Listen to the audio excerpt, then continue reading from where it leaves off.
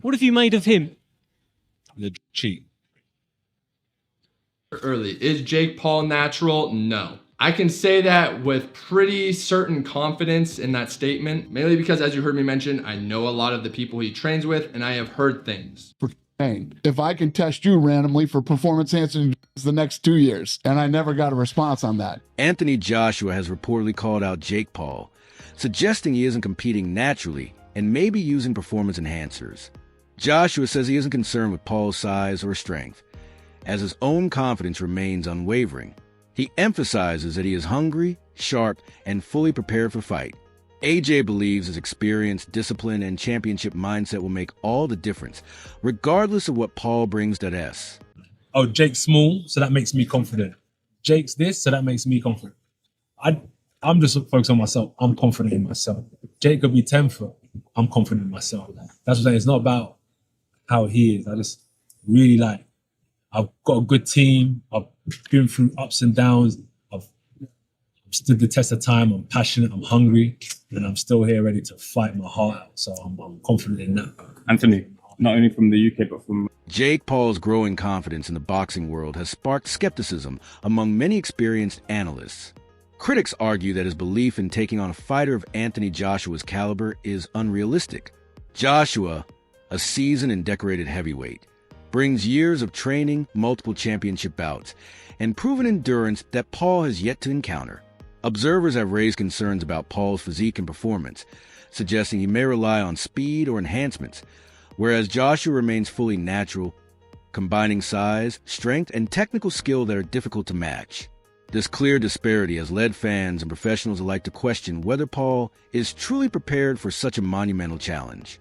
Is Jake Paul natural? No. I can say that with pretty certain confidence in that statement, mainly because, as you heard me mention, I know a lot of the people he trains with, and I have heard things. Now let's give Jake the benefit of the doubt, right? He's able to restrain from the peer pressure that everyone's putting on him to hop on these certain compounds. Then that would be cool to train natural, do what he needs to do. But the thing is, his body composition has changed so much, his explosiveness, his power, and yes, that comes with training and time. But I find it very, very suspicious that for some reason, whenever a drug test gets brought up, for instance, when Fury wanted that in the contract, Jake Paul turns them down. So you should think to yourself, it's probably because he's not natural. Now I want to make it clear, I don't care whether Jake Paul is natural or not. There's so many people that aren't natural that are in combat sports. In fact, Tyron Woodley probably is also not natural. Everyone wants that little edge over their competition, and that's where drugs and anabolics come into play. There's certain compounds that are out there that just increase your explosiveness immensely, your recovery, so that you can stay in the same weight class, which is very important for combat sports, whether that's boxing, UFC, whatever type of combat sport you're doing. So that is why you guys have seen so much improvement from Jake Paul. Of course, he has a great circle around him, great trainers, great coaches, a great regimen, but definitely anabolics play a very fundamental role in that. They allow him to train as hard as he does. They allow him to increase his power and speed. And of course, when you think of those concepts, that's essentially the recipe. Deontay Wilder has added fuel to the ongoing debate surrounding the upcoming matchup, raising questions about the integrity of the fight. He suggests that contractual arrangements and financial considerations could play a significant role in determining the eventual winner. Wilder points out that this bout may share similarities with past high-profile spectacles, where entertainment value and commercial incentives sometimes took precedence over pure athletic competition. By implying that the outcome could favor the boxer who is most advantageous to the deal, Wilder cast doubt on whether the victory will be fully earned through skill, strategy, and performance inside the ring. His comments have intensified discussions among fans, analysts, and the broader boxing community, prompting a closer examination of how promotional dynamics and financial stakes can influence the sport. Some observers worry that Jake Paul's rapid ascent in boxing may be shaped less by traditional merit and more by calculated marketing and contractual arrangements, which could challenge a conventional understanding of what it takes to succeed in the sport. Wilder's perspective underscores the complex intersection of entertainment, commerce, and competition in modern boxing, highlighting how business considerations can sometimes complicate the narrative of athletic achievement. Sure, and they asked Deontay Wilder, who does he think will win the fight? And he said, whatever's in the contract for the person to win, that's who will win. And let me counterpunch.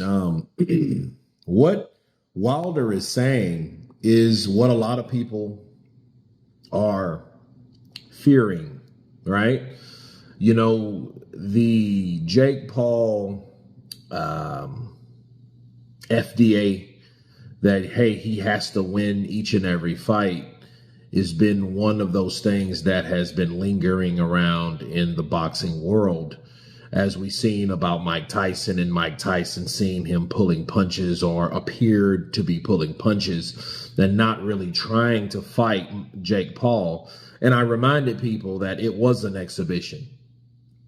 And despite how it was billed and what Mike promised to do, I think none of those guys were just trying to hurt each other. You know, I think Jake Paul was actually just trying to, just share the ring with a legend. You know what I mean? To be honest, he made sure he won, sure. But, he didn't try to go out of his way to hurt Mike like he did, like he dropped Anderson Silva or he knocked out. These claims have ignited controversy, particularly given the enormous financial stakes surrounding the fight. High-profile boxing matches often involve complex contracts and significant monetary rewards, which can influence perceptions and fan expectations. Wilder's insights highlight how such agreements may shape outcomes in ways that are not immediately apparent, sparking speculation about whether factors beyond the ring could affect the matchup. While the idea of a predetermined result is not universally accepted, it has led analysts and viewers to scrutinize the motivations behind the fight.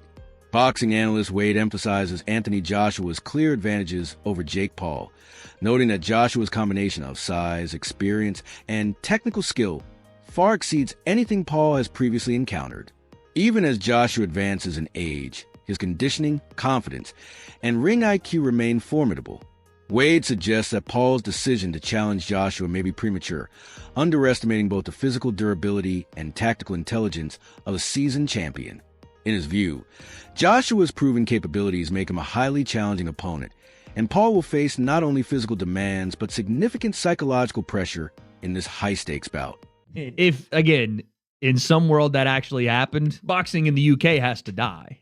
If that happens, boxing as a whole has to take a look in the mirror if Jake walks out and knocks out Anthony Joshua in the first round. This is why I said AJ has the most pressure maybe on any boxer ever with this fight, because it's not for a world title, but it's essentially for the legitimacy of the sport. Like, without saying it, not because Jake doesn't have actual legitimate, boxing match, nothing like that, but because Jake shouldn't be in a ring with Anthony Joshua ever in his career. From when he started to what he is right now, Jake has not shown the skill, the ability yet to be in a ring with any former champion that's still in the game at heavyweight. So he's able to not only go in there, I said survive more than 3 rounds, but knock AJ out, dude. The sport will have to drop a nuclear bomb on the sport, all of it. Well, I'm honored to be here. I'm happy to be here. I think December 19th is going to be crazy, though. I think the center's going to be buzzing, just crazy energy in the room. I think it'll be really good. So now, remember, I took a year out of the game to refresh because I was just piling on more and more baggage. I just feel fresh. I feel rejuvenated. It wasn't like I took the year out in vain. I had a purpose, and I'm just living.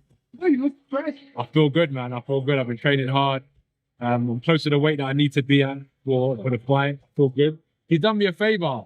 Walking around bulky and heavy. I feel quick. I feel amazing. So I'm looking forward to the fight. Oh no, dude, the weight's gonna backfire now too. That's what you're telling me? You're telling me that Jake having AJ cut the weight down to 245 is actually gonna make him more of a machine? It's gonna help his gas tank. It's gonna help him be lighter and quicker on his feet. The things that Jake said he's not. It's gonna help him feel more loose and not as stiff. Fuck! Backfiring again. Everything. Damn, dude. Because he's already a big guy, and that makes sense. One of the things that you naturally do in a boxing camp is lose weight by doing cardio and obviously training and sparring and everything. But now all you're doing is having AJ get in better shape because he's just going to run more. He's already on weight, apparently. By the way, this him saying this all was from a video 3.5 weeks ago. But when you go to AJ's Twitter, this is December 4th. Joe Rogan has expressed strong opinions regarding Jake Paul's approach to facing Anthony Joshua. Rogan emphasizes that despite his age, Joshua remains in peak condition, combining confidence, agility, and ring awareness. He points out that while Paul's style has proven effective against less experienced opponents, it may be ill-suited against a seasoned heavyweight with championship experience. Joshua's tactical knowledge, resilience under pressure, and ability to adapt make him a formidable challenge. Rogan also questions whether Paul's pursuit of this fight aligns with his long-term career strategy, suggesting it could backfire if he underestimates the difficulty of the matchup. Beyond physical skills, Rogan highlights the psychological demands of facing an elite opponent, noting that mental toughness is as crucial as conditioning. Joshua's championship mindset gives him a clear advantage in high-pressure situations, whereas Paul, who has largely faced opponents with less skill and experience, may find this fight to be a true test of both his abilities and composure. Used to be. This is a 34-year-old Anthony Joshua. This is a terrifying human being. Terrifying. Again, a guy who survived Usyk twice. You know, you saw what Usyk did to Dubois. You see Usyk take out Dubois? Did you see that? I mean, that's the Usyk you're talking about. There's an Usyk that rocked Tyson Fury, who's fucking 6'9". So Jake Paul's 6'1" versus 6'6" Anthony Joshua. Jake weighed in for the Tyson fight at 199. Yeah. Joshua against Ngannou was 252. 6'6". Not just 6'6", but 6'6", and knows how to use every fucking inch of it. Knows how to keep that stick in your face. He was keep that jab in his face, and that right hand, if it hits you, you're fucked. And he's not worried about you the way he's worried about Usyk. You can't move like Usyk. You can't constantly be frustrating and overloading his nervous system. Usyk is overloading every aspect of your senses at every moment. He's constantly moving, and then punches are coming, and he loops punches around your guard, and he's constantly shifting his feet, and you think he's going to be there, and he's over here, and it's like this overload of thinking. It's not a casual, relaxed fight where you can kind of move around and get your groove and he's going to stay on the outside and you're going to... No, it's just constant. He survived that guy twice. He survived, in my opinion, the most skillful heavyweight of all time. Twice. And you're going to go box him? And the toughest guy you fought before was 40 years old Anderson Silva? That was the toughest guy so far you fought? You lost to Tommy Fury, who's a very good boxer, but this is a giant Olympic gold medalist heavyweight. I mean, Anthony Joshua is fucking Here's terrifying. the thing that nightmares are made of. And he's got that one punch nuke. Frank Smith addresses Jake Paul's public assessment of Anthony Joshua, particularly Paul's claim that Joshua has a weak chin and is vulnerable to punches. Smith cautions that this view may not align with reality, as Joshua has consistently shown resilience, durability, and endurance throughout his career. While Paul's confidence may excite fans and generate hype, Smith warns that underestimating a fighter of Joshua's experience is risky. The opening round could prove especially decisive, with the potential for fast exchanges and sudden knockdowns. Smith expects an entertaining start to the fight, but emphasizes that early excitement does not guarantee Paul's success against a seasoned champion.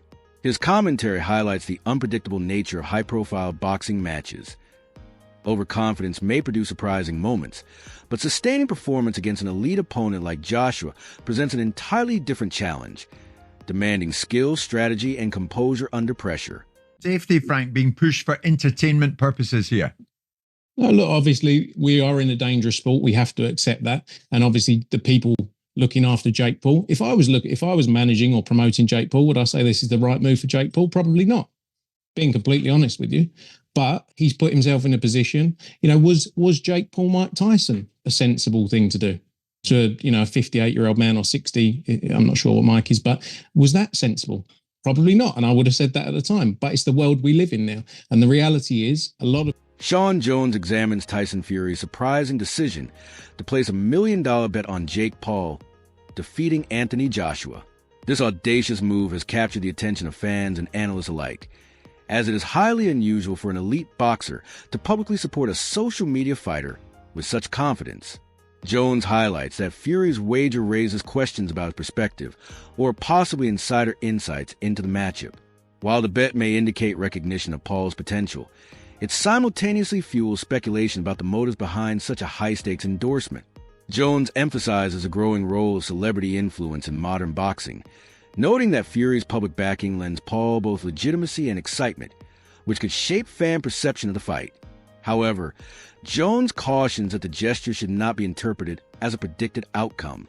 His analysis underscores how promotional strategies, fan engagement, and betting culture intersect to shape expectations for marquee bouts. Fury's wager demonstrates how external factors can sway the narrative surrounding high-profile matches.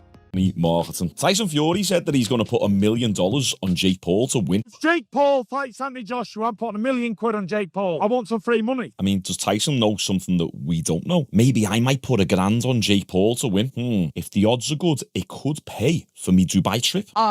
Jake Joseph Paul, will knock out, defeat, and embarrass Anthony Joshua Friday, December 19th. USA versus UK. He's got the belts, the size, the history, but I have the balls. Come on, let's go UK. Let's knock him out, Joshua.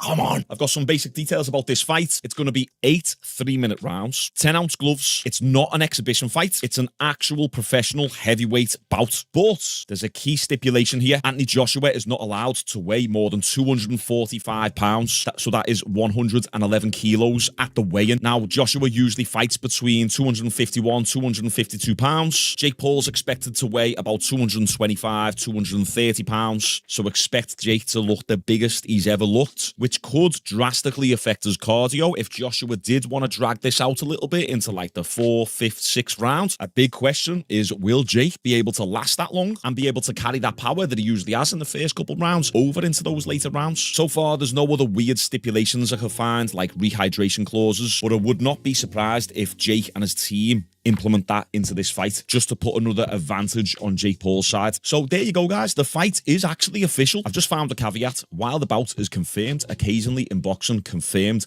means the contract is public or press announcement made, but final sanctioning from the Athletic Commission is still awaiting approval, and there might still be a few moving parts here, but so far, so good. Joshua's posted it, Jake's posted it, Netflix have posted it, so I think we're 90. Derek Chisora offers a nuanced perspective on the wider implications of the upcoming matchup. He asserts that Anthony Joshua holds a distinct advantage and is likely to control the fight against Jake Paul, underscoring Joshua's superior experience and skill. Chisora also highlights the financial dimension, noting that Joshua's participation generates envy among other fighters due to the substantial compensation he receives simply for stepping into the ring. According to Chisora, the fight represents easy money for Joshua, reflecting the commercial realities of modern boxing, where marketability and public appeal often rival athletic ability in shaping opportunities and earnings. This dynamic illuminates tensions within the boxing world regarding high-profile crossover bouts, as critics debate whether Paul's involvement is driven primarily by entertainment rather than competitive merit. By framing Joshua's role as both strategically favorable and financially rewarding, Chisora captures the multifaceted motivations behind the matchup. His insight reminds fans that boxing operates not only as a sport, but also as an entertainment business, where media attention, fan interest, and monetary incentives heavily influence decisions. So that kid, man, is very good at promoting everything he does. Derek, do you reckon there's a bit of jealousy from other boxers and even like pundits flying around as well? Because even since it's been announced last night and today. I know the biggest jealousy pundit you guys have in that is Simon Jordan. I'm telling you right now, Simon Jordan right now, he must be suffering inside and out right now because he knows Eddie's making money, Anthony Josh's making money. So he is dying right now, Simon Jordan. Look, Derek, and I know you say it's entertainment and there'll be a massive audience, but is there an element of danger as well? Look, AJ's a former world champion, and this is a guy, you know, the best he's been in with is Tommy Fury. Listen, he don't really care. He don't, you know, in the boxing ring is the only place you can murder somebody and not go to jail. So kudos to that. So if he gets beaten up and something happens, it's part of the game. Well, I'm not sure that's a game that people will want to see, though. Is it a real fight, though? Is this going to be a proper fight? You will know more than most. Mate, let me tell you something. From how much they're getting paid, about much 177 million, whatever, and they're splitting down the middle. So I hope it's not a game because I want to see some blood. I want to see somebody's teeth falling out. So I told Anthony, I already messaged Anthony. I was like, listen, I tell you what, I say to AJ, if this goes past 5 rounds, everybody's gonna be having a go at you because you can't go past 5 rounds with this kid. It has to go past 1 round or 2 rounds. Past beyond 4 or 5 rounds, you know, people are gonna be doubting you as a fighter himself. So he has to smoke him out like what he did Francis Ngannou in Saudi Arabia in 1 round. Yeah, and I think you're dead right. Is he worried about that? Is he worried about what happens, you know, if he doesn't see him off in the first round or the second round? No, he's not worried about it. He's gonna smoke this guy out. I'm not worried about it. I'm gonna smoke this guy out properly.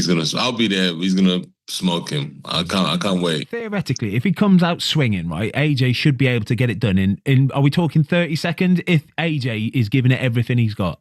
Listen, if AJ comes in there and just blows on this kid, he's gonna just drop him to the floor. So I don't really. I'm just wasting money going to Miami because I know it's gonna be finished in 1 round. So you don't Are you gonna go? That's it for today's video. Stay tuned. Until next,